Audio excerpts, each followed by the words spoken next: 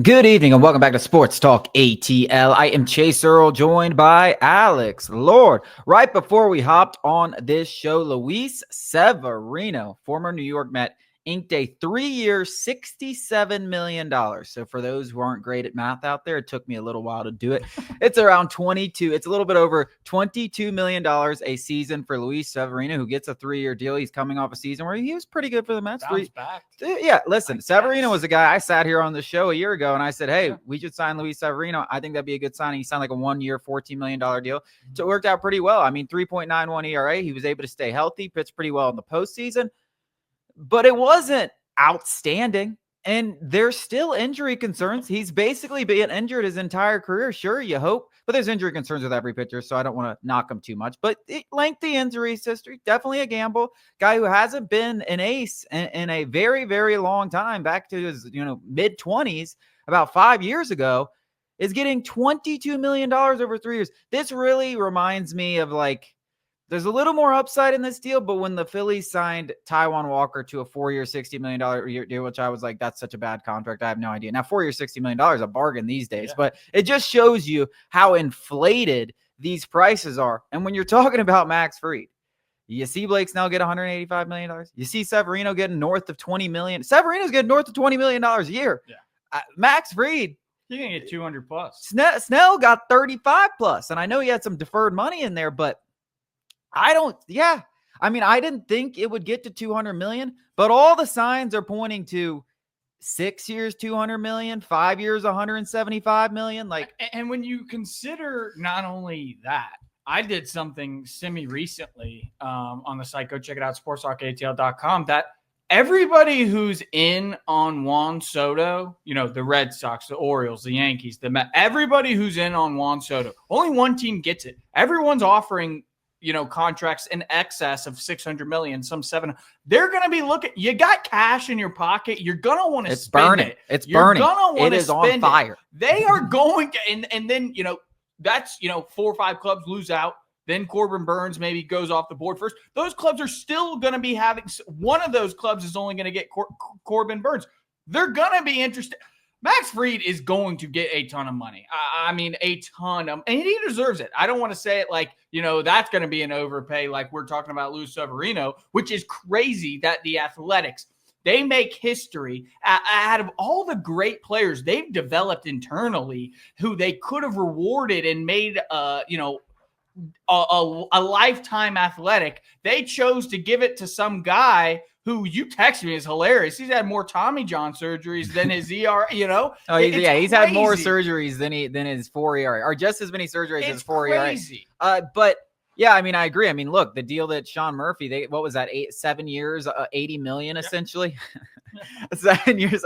Sorry, I have a dog walking with a Chipotle thing. But 7 years, $80 million. I mean, they could have kept Sean Murphy. And listen, Matt Olson. The list goes on. If you're in Oakland A too, you finally well, that's what I'm saying. But that's the point I was about to make. Yeah. They're moving to Las Vegas, and now all of a sudden you want to start spending. Money. I mean, if you're an Oakland A's fan, you already hated the owner.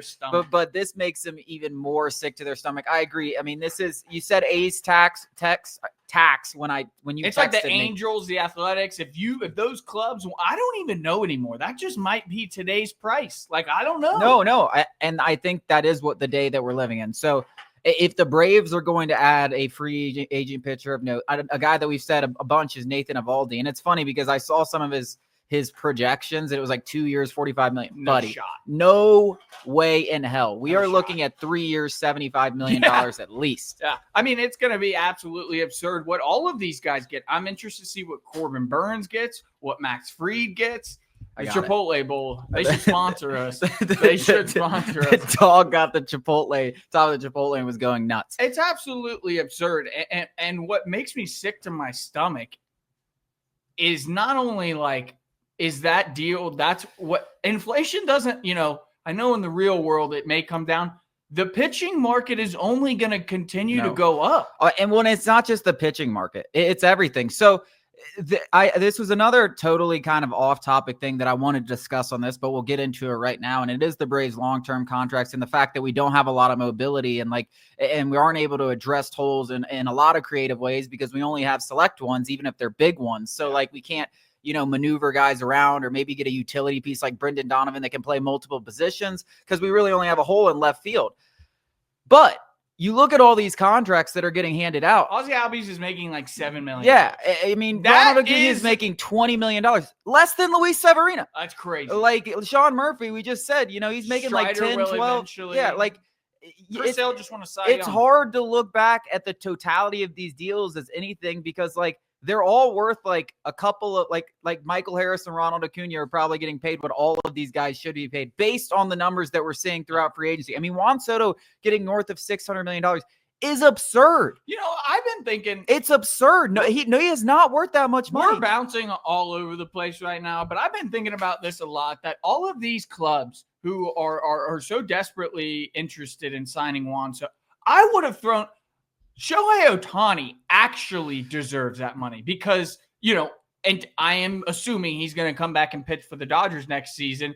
That where you're paying a guy, oh yeah, he's worth, 60, 70 million, whatever it is per year. It's like, well, yeah, because he plays too. Juan Soto is not, I love him. You say he's the hardest out in baseball. You'd be hard to argue that, but like, he's nowhere close to near that. Not even close. No, I mean, Shohei Ohtani is the best player probably in baseball history. Yeah. And as we said, there's the economic principle around that the Dodgers Juan Soto couldn't even come close. Yeah, that the Dodgers are just reaping the benefits. I mean, they've come out and said that it was better than anybody could have imagined with that whole thing. And that was something I was saying, listen, if the Braves are going to get anyone, like imagine all of a sudden, like all of Asia is into Atlanta now. Yeah. Like if that's what would have happened, it would have been, I mean, this place the Battery would have been a circus. It would have worked out wonderfully for the Braves. And I don't understand, like, what are we doing here? Like, everyone could have told you that. I don't understand how clubs didn't take that into consideration when they were thinking about going and getting a guy like Shohei Ohtani. It certainly was a factor, but I think they underestimated it to a suicidal rate. We were like,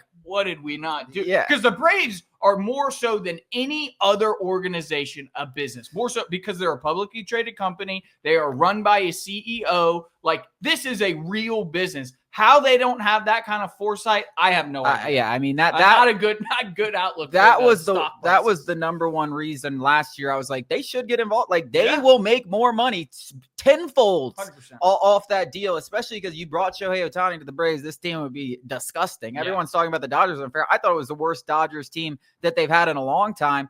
The Braves actually would have been insane if they were able to snag him. But back to the pitching market because we have bounced right. Yeah, it's fun. It's fun. This is insane. And these contracts are insane. And like I said, it's not just the pitching market. And when you're looking at the Braves who already have $200 million invested in their payroll next year, they say payroll is going to rise by how much? It's never really like spiked. It's not like they're going to go to 300. They maybe get into the 250. I assume they want to stay under the luxury. Like there's a lot of different things because the penalties, they're a luxury team for a third year. There's some significant penalties that come with that. So I don't think there is a ton of movement. These prices are insane. We talk about it all the time. Alex Anthopoulos still has to swing big trades. And the reason is because he can get more affordable guys on those kind of contracts. What kind of prices those guys will have? Probably also going to be inflated. So it's going to be, when we talk about Alex Anthopoulos getting creative, man, I mean, he's going to have to pull some rabbits out of his hat. I mean, I don't know. Because we'll get into the roster outlook. There's some massive holes. I don't know how many times you got to ask this guy to make, lemonade out of lemons. Because, I mean. Lemonade out of oranges. Yeah. I mean, what Chris Sale and Ronaldo Lopez, those two alone, I mean, that doesn't, a GM would be lucky to have those two kind of risks work out across like a 10-year span, and Anthopoulos had it work out in one offseason. And we're going to once again ask him to work magic, whether it be the outfield, the rotation, or the bullpen. We're once again asking him to work magic. Like eventually, either, build a statue while he's still in office or, I mean, I don't know what to say. I mean, those two moves had the Braves stayed healthy and made a deeper playoff run and won the division like they would have had they stayed healthy. Sorry, Phillies, you weren't the best team. You just got lucky that we were injured. Alex and we're talking about executive of the year because those two moves were so absurdly ridiculous. Like you go and get the Red Sox to pay Chris Sale's salary and throw like a prospect that you didn't need and get a Cy Young out of it. And then you get an all-star out of a 3-year, $30 million contract. We're going to get into the Braves roster outlook coming up after the break and talk about some of these holes that need to be filled.